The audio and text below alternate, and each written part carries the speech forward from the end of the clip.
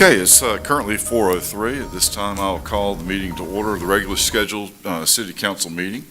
This time, I'd like for everybody to please stand and honor a moment of prayer.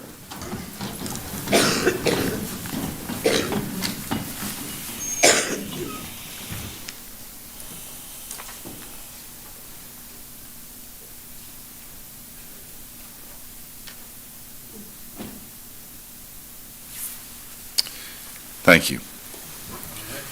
This time, I'd like to ask City Clerk, if you please call the roll. Councilmember Knight, Here. Blackwell, Joyner, Here. T.J. Walker, Daltrich, Here. Harris, Here. Javaris Walker. Okay, we have a quorum. This time, it brings us to item number 4 on our agenda, which is consideration of the minutes of the regular scheduled City Council meeting, which was held on October 28th of 2024. Is there a motion to approve the minutes? Second. Motion made by Councilman Walker and Joyner and seconded by Harris. Is there a need for discussion? Hearing none, all in favor, please say aye. Aye. All opposed, like sign. Motion carries. This time, it brings us to item number 5, which is consideration of additions or deletions to the agenda. We do have it's not really an addition, it's a change to item 8C, which is part of the consent agenda. The change is the RAISE grant. The name of the grants have changed from RAISE grant to BUILD grant. And so I'm going to turn it over to our manager, who has had to deal with this change first thing this morning. We just got notification this morning, Mr. Mayor, from the United States Department of Transportation about this change, and really all it amounts to is changing the name of the grant. RAISE stands for Rebuilding American Infrastructure with Sustainability and Equity. The new name for the same grant program is Better Utilizing Investments to Leverage Development. BUILD is what that is. Everything else pretty much stays the same. And so we've changed the resolution to reflect the acronym BUILD instead of RAISE. Okay. Are there any other additions and or deletions to the agenda that we should consider? Okay. I guess I'll need a motion to change the agenda. Is there a motion? Motion made by Councilman Knight. Who was it seconded by? Joyner. Is there a need for discussion? All in favor, please say aye. Aye. All opposed, like sign. This time, I'll turn the meeting over to our interim city manager, Peter F. Varney. 2 or 3 things to catch up on. One has to do with text messaging. Just want to remind people that you can sign up for text message alerts from the City of Rocky Mount. Last week, during the snow event, we used the messaging app to keep our residents and employees informed about weather-related items, such as delays, closings, and cancellations. In the coming weeks, we'll be texting about upcoming events and other information that will keep you informed or in the know. So go ahead and take your phones out and text RMTNC. That should be on the screen. There it is, to the number that is shown, or scan the QR code on your screen. And I want you to know that I have done that, believe it or not. We're working on a new website. So our communications team has been diligently working on a new city website that will be unveiled February the 6th. Plan to have a cleaner design, easier navigation, improved support tools that would help better communicate with the City of Rocky Mount. Over the several weeks, our staff will engage our stakeholders to ensure the transition is smooth and effortless. And we may want to show that off maybe at the work session at the next City Council meeting. Natural gas usage. Did you know that the Rocky Mount Energy Resources Gas Division had a historic peak throughput on Wednesday, January 25th, breaking a decade-old record that dates back to 2015. The previous peak throughput the gas division had was on Friday, February the 20th, 2015. On that day, the gas division sent out 20,377 decatherms of gas to its customers. But on Wednesday last week, this 10-year record was broken when the gas division sent out 21,150 decatherms of gas to its customers, an increase of 773 decatherms. I know you're dying to know what a decatherm is. And so maybe a way to try to understand that is is 773 decatherms, has the energy to light a 100-watt light bulb continuously for 260 years. So we set a record and sold a lot of gas, and that's a good thing. A couple of other things, as you can see from the photos there, this is the MLK event we had at the Event Center on Monday. As you can see there, the 37th annual Unity Breakfast was a huge success. We had over 450 attendees, the largest crowd we've seen in roughly 7 years. The Human Relations staff, the Event Center staff, and everyone who worked on this event did a very great job, an incredible job, and really appreciate the work that they did.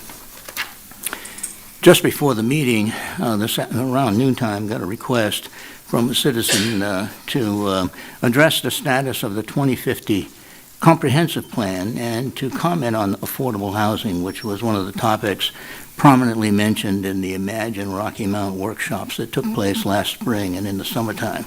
So regarding the comprehensive plan, we have ended the contract with AECOM. At the moment, we're planning to fill the Development Services Department Director vacancy and then solicit proposals for a planning firm to assist us in preparing the 2050 comprehensive plan. We have collected a lot of data from the AECOM workshops this summer and plan to use that data in this process. I have a discussion about this on the agenda for the City Council retreat, which will be held on March 19, 20, and 21. So it's a topic we'll be talking about then. As it relates to affordable housing, we'll be discussing a plan to spend some funding that the city had received from the General Assembly. That discussion should take place in the Committee of the Whole meeting coming up after this meeting. And also at the City Council retreat, plan to talk about a proposal to initiate redevelopment of inner city neighborhoods and also strategies for dealing with homelessness. So affordable housing is a continuing topic of concern and discussion. And that's all I have, Mr. Mayor. Thank you, Mr. Varney. Does anybody have any questions or comments for Mr. Varney? Okay. That brings us to item number 7, which are petitions to be received from the public. This is an opportunity for public comment, and we thank you for coming to the City Council meeting tonight to share your views. And we value all citizen input. Speaker comments are limited to a maximum of 3 minutes during the public comment period. At conclusion of 3 minutes, each speaker shall leave the podium, and comments must be directed to the full board, not an individual board member or staff member. Although the board is interested in your comments, speakers should not expect any comments, actions, or deliberation from the board on any issue raised during the public comment period. At the board's discretion, it may refer the issue to an appropriate city official or staff for further investigation. If an organized group is present to speak on a common issue, please designate one person to present the group's comment, which shall be limited to a maximum of 3 minutes. This time, I'd like to invite Pastor Nehemiah Smith, Jr. to the podium. Good afternoon, Mayor and Council. As Afternoon. pastor and on behalf of Mount Zion First Baptist Church, I'm here today to express our strong opposition to the proposed opening of a vape shop directly across the street from our church. As the oldest African-American congregation in Rocky Mount, with a legacy spanning 158 years, Mount Zion is more than just a place of worship. It is a pillar of the community and a symbol of hope, service, and progress. Allowing a vape shop to operate in such close proximity to our church is an affront to our Christian sensibilities and the values that we strive to uphold. Mount Zion serves as a safe haven and a guiding light for our congregation and the surrounding community. We minister to individuals and families of all ages, hosting programs for spiritual growth, education, youth development, and health awareness. The growing presence of vape shops in Rocky Mount is also deeply concerning. It reflects a lack of creativity and vision for what this city could be. Instead of investing in businesses that uplift or empower the community, such as educational centers, cultural spaces, or health-conscious enterprises, the trend perpetuates a cycle that prioritizes profit over the well-being of the residents. Vape shops, with their ties to marijuana, nicotine addiction, and health risks, contribute to the very challenges our community is striving to overcome, especially among our youth. We believe that Rocky Mount can and should do better. There's an opportunity here to imagine something greater for our city. As stewards of a 158-year-old legacy, we feel a responsibility to protect and advocate for the spiritual and physical health of our congregation and our neighbors. We ask that you take our concerns seriously and join us in ensuring that the decisions about the future of Rocky Mount reflect wisdom, care, and commitment to a higher standard for all who call this city home. We will not, I will repeat, we will not have a vape shop to open up in front of our church, and our resolve is greater than many might think. Thank you. Thank you, Pastor Smith. I can give a little bit of Yes, sir. information about that if I may. The address for this site is 301 West Thomas Street. It is in a B5 zone, which is a commercial services district. We received an application from the tenant in August for a certificate of occupancy. The tenant is still doing the work on the inside of the building in order to get to the place where they can receive or obtain the certificate of occupancy. So that's the status of the property. Thank you, Mr. Varney. I have a question. Yes, sir. Councilman. Mr. Varney, that Zone B5 is commercial services district, correct? That's correct. And there's several permitted uses that are allowed within that zone, correct? That is correct. And it has not been a zoning amendment or change to that address is 301 West Thomas Street. That is correct. And it's been zoned B5 for the last probably, 50 or 40 years or more? It's been for a long time. I don't know how long, but for a long time. So this vape shop or smoke shop is within the permitted uses in our land development code? That's correct. Thank you. Any other comments or questions? At this time, I'd like to invite Dr. Koo to the podium.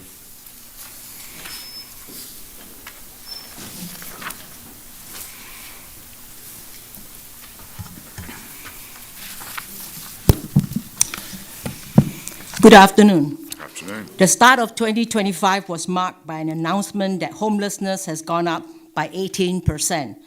Since this represents only one visit by the one collecting the data, the actual number of homelessness may even be higher. In 2022, the Census Bureau reported that there was 15.1 million vacant homes. The National Coalition for the Homeless stated that a full-time worker needs to earn more than $25 an hour to afford a modest two-bedroom rental.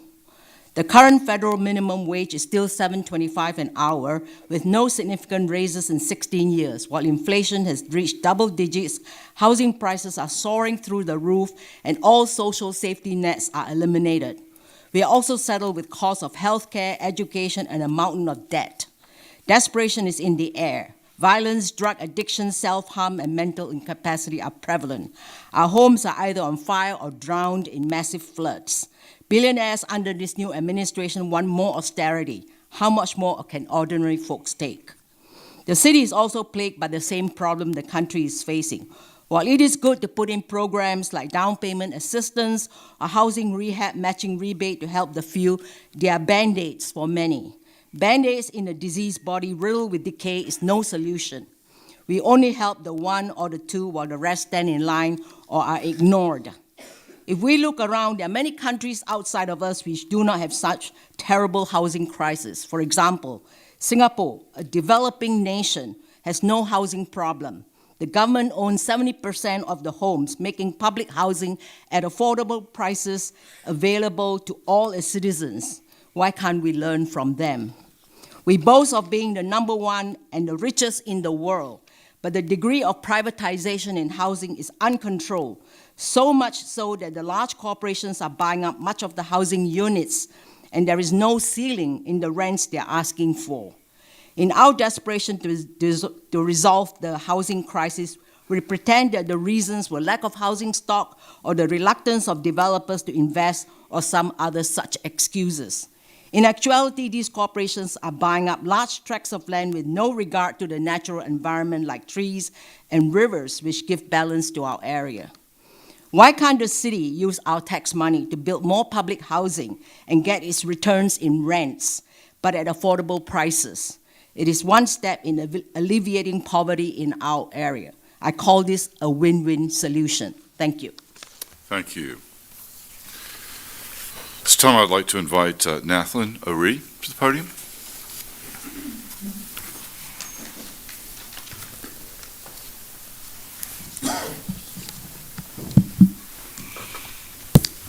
Good afternoon, Mayor, City Council members, City Manager, and those present. My name is Nathlin O'Ree, and I live in Rocky Mount, North Carolina. And I'm here advocating for a parking deck at the event center. The recent snow has highlighted new possible problems that could arise if there is an event during or prior to or in the midst of a storm with all those cones out on the main road. I was riding through there one day, and somebody had ridden over the cone. It was all broken and all in the middle of the road, and we had to go around the broken cone in the road, and that was with no snow. So in the event that we had guests from other areas coming to Rocky Mount, having to navigate in the midst of snow, I believe that we had a parking deck, it would make things a lot more organized, and it would be safer. And also I'm concerned about people parking in the church parking lots during events. I mean, you know, that's a little overwhelming. You ride by the church, I mean, they can't even have a funeral. You know, you don't know if they're having a funeral or if it's an event at the event center at the church. So I think, you know, with regard and respect for the churches, we need to get on with this parking deck. Thank you. Thank you. I would just point out that the city owns the church that's right beside the event center. Was it Tri-Faith Church? Is that the one you're speaking about? Well, there's the church in the front that has the daycare, Good Shepherd. Oh, I'm sorry, Good Shepherd. And then over at Mount Zion, I was passing I said, ooh, are they having a service? And there were cars parked there and people going to the event center because of some big tournament. So it's, you know, become an issue. Thank you. Thank you. Yes, sir, Councilman. Got a follow-up question for interim city manager regarding the zoning issue. Zoning is there for, you know, a reason, and obviously limits the uses unless someone comes and asks for something to be rezoned, and then there's some sort of amendment. But in light of that, if for existing zoning, is there anything that if someone, for example, Pastor Smith and his church does not like, or anyone else, is there any options or anything that can be done when they don't appreciate something that's already there and has been there? Is there any other, you know, thing that can be done? I'm not sure that there is anything that can be done. If the zoning is in place and it has been in place for some time, and so the uses that are allowed in any particular zone are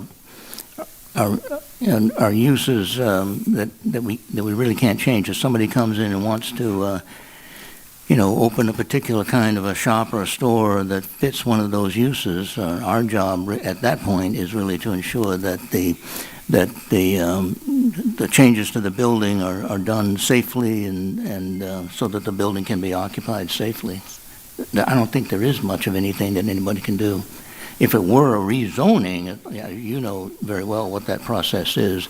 People get to comment on that change, but in this case, there's no opportunity for a public discussion about the use.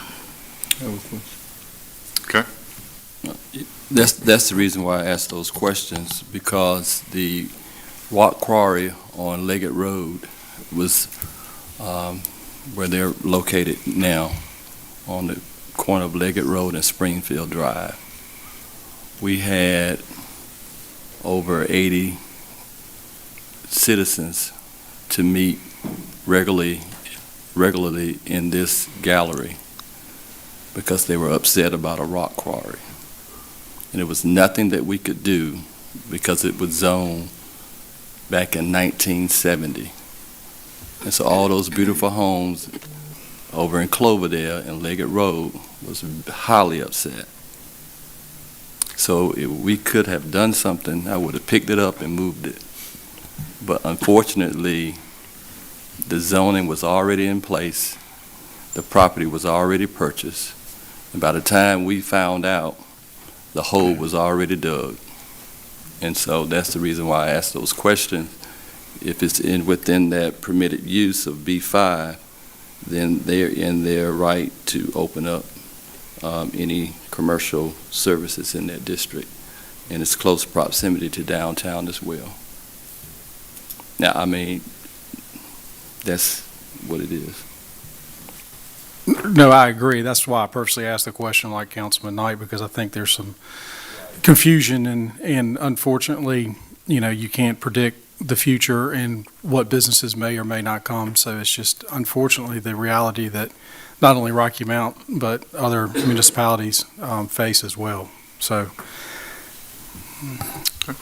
Thank you. Any other questions or comments? That brings us to item number 8, which is the consent agenda. Please recall the change that we noted in item 8C, which changes the grant from the RAISE grant to the BUILD grant. This time I'll receive a motion to adopt the ordinances and resolutions all right, I'll accept that. Councilman Knight and Councilman Joyner get the second. I'm going to read, though, if you don't mind. Approve the tax releases and refunds. Approve agreements and authorize mayor, city clerk, and appropriate city staff to execute all documentation related to the agreements. Authorize mayor to execute application. Award rebid as recommended and name soon-to-be-constructed trail walking at Meadowbrook Park in the memory of Robert Davis. I have a motion from Councilman Knight and a second from Councilman Joyner. Is there a need for discussion? Hearing none, all in favor, please say aye. Aye. All opposed, like sign. Item 9 on the agenda is consideration of the following rezoning requests recommended for approval and found in compliance with the comprehensive plan by the Planning Board. And it's a request by Thomas White of Axiom Development, LLC, to rezone 7 unaddressed lots located on South Halifax Road with a combined area of approximately 176.1 acres from A1 to B6. The PIN numbers and the Nash County parcel ID numbers are listed. With that, I'll receive a motion. Is there a motion? So moved. Motion made by Councilman Harris. Is there a second? Second made by Councilman Joyner. Is there a need for discussion? Hearing none, all in favor, please say aye. Aye. All opposed, like sign. Anybody have any comments before we conclude business tonight? Hearing none, having no other business appear before the Rocky Mount City Council tonight, I now adjourn the meeting. And just remind everybody, we've got a committee of the whole meeting that we have we got to reconvene here.